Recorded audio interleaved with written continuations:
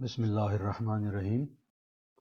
Welcome to video number 212, and this video is about specification of the model and data problems. Let me start with the multiple regression model, which is given here, and I start with the functional form of the model. So far we have discussed linear regression and multiple linear regression model in different ways. And we have seen that a linear regression can really fit into nonlinear relationships. And for that, we can use logs either on right hand side or left hand side, or both right hand side and left hand side. Similarly, we can also use quadratic forms of the x variables, and sometimes we may use interaction variable like x1 and x2 are interaction between one quantitative and one qualitative variable. But the question is, how do we know if we have got the correct functional form of our model? This is a very serious and important question that we need to answer. First of all, we may get some guidance from economic theory, or we may use guidance from past literature review, or we may use our own understanding and intuition, and we may think about the interpretation, and we may like to answer questions like, does it make sense for x to affect y in percentage term? In that case, we will use logs on both right hand and left hand side. Or does it make more sense for x to affect y in absolute term?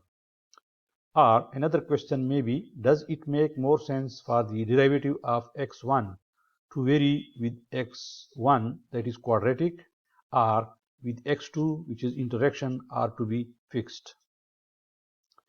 We already know how to test joint exclusion restrictions to see if the higher order terms or interaction belong in the model. It can be difficult to add and test extra terms, plus may find a square term matters when really using logs would be even better. A test of functional form is known as Ramsey's regression specification error test, that is abbreviated as RESET. RESET relies on a trick similar to the special form of the Wyatt test, but in this case, instead of adding functions to the x's directly, we add and test functions of y hat.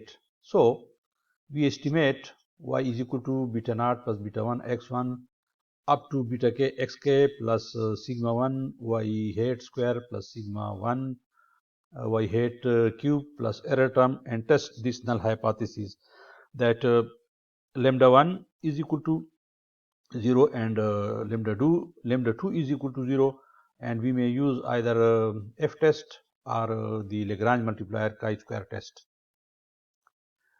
Non-nested alternative test. If the models have the same dependent variables but non-nested, x's could still just make a giant model with the x's from both and test giant exclusion restrictions that lead to one model or the other. An alternative is the Davidson-McKinnon test, which uses y hat from one model as regressor in the second model and tests for significance. More difficult if one model uses y and the other uses natural log of y, and can follow same basic logic and transform predicted natural log of y to get predicted y for the second step. In any case, Davidson-McKinnon test may reject neither or both models, rather than clearly preferring one specification. Proxy variables. What if the model is misspecified because no data is available on an important x variable?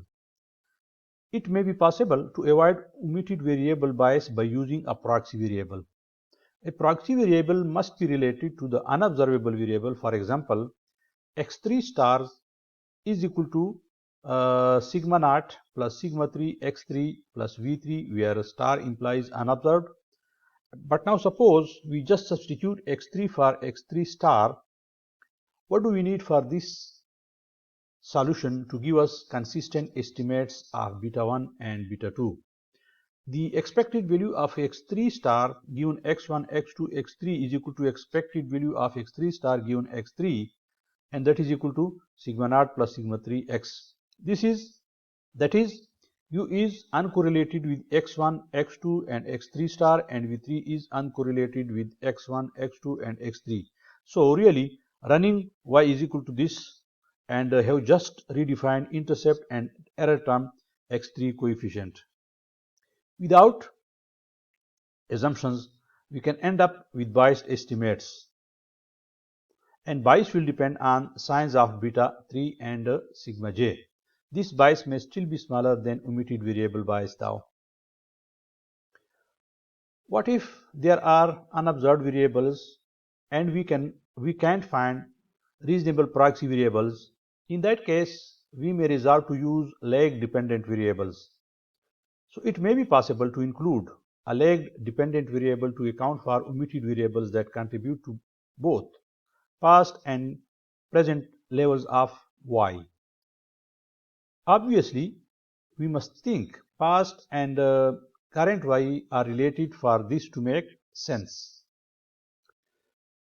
In certain cases, there are measurement error. Sometimes we have the variable we want, but we think it is measured with error.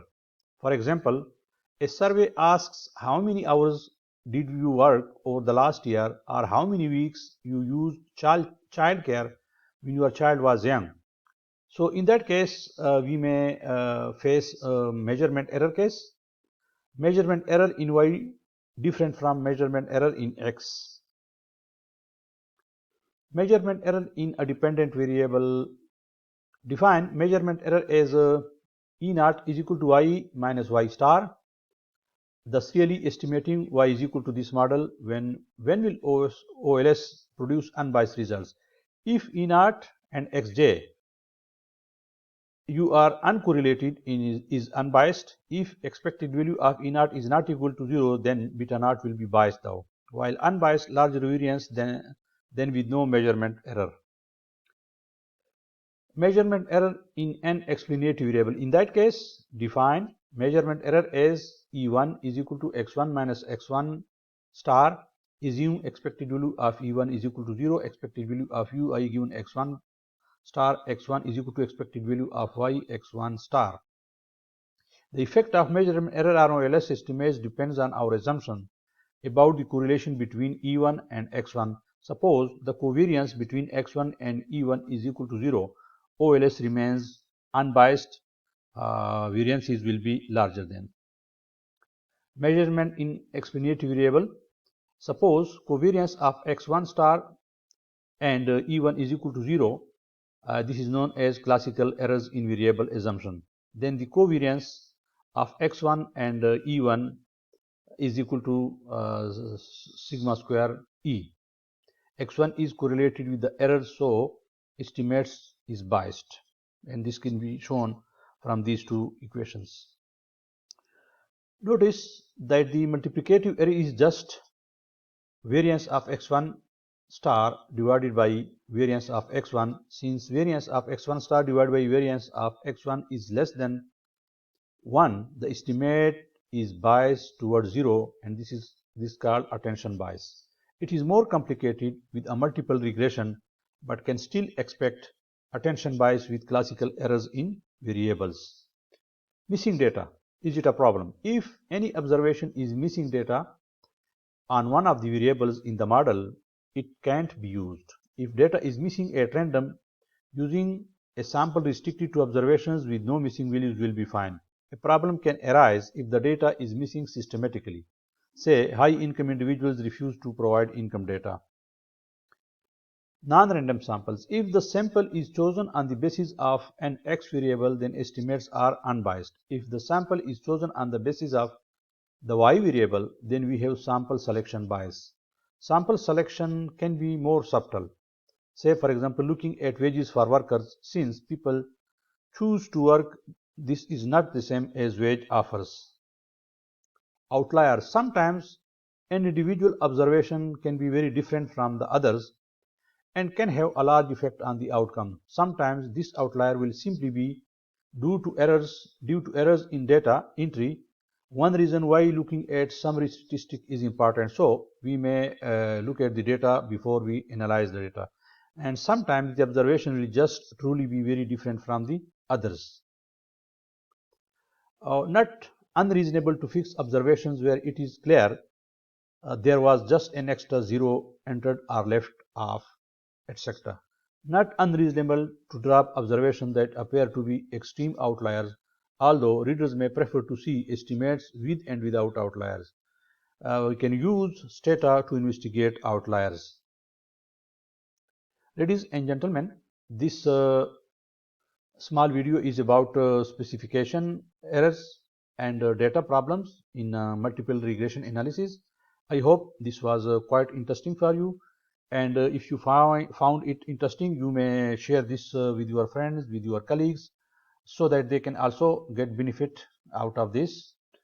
If you haven't yet subscribed our channel, our YouTube channel, kindly do subscribe, but do not forget to click on the bell icon so that you can get important information and notification about other videos that will be very informative for you and that I will upload for you in the near future. I thank you a lot for watching this video. I'll see you in another video.